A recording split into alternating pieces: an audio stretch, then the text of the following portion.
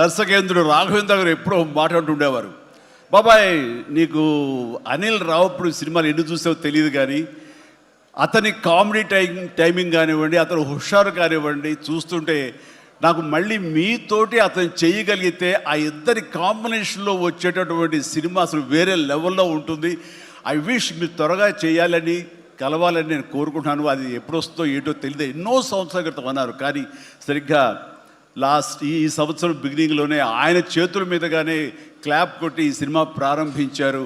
అది ఆయన మనసులో మాట, ఇది పెద్ద సూపర్ హిట్ అవ్వాలి అని చెప్పేసి. ఎందుకంటే ఆయన కామెడీ లైక్ చేస్తారు. ఆయన సినిమాల్లో ఘరానా మొగుడు ఎంత విజయం సాధించిందో అలాంటి విజయం సాధించాలి ఈ సినిమా అంటూ ఆయన ఎన్నోసార్లు నాతో చెప్పుకుంటూ వచ్చారు. ఎన్నోసార్లు సెట్కి రావాలని పిలవేంటని కూడా మరి మీరు అడిగారు, మనమే పిలవలేదు. ఆయన ఎవరైనా హీరోయిన్లు ఉన్నప్పుడు మాత్రమే వస్తాను, ఏదైనా హుషారుగా వస్తుంది అంటుంటారు ఆయన. అది కుదరలేదు ఎందుకో. బట్ ఏమైనా సరే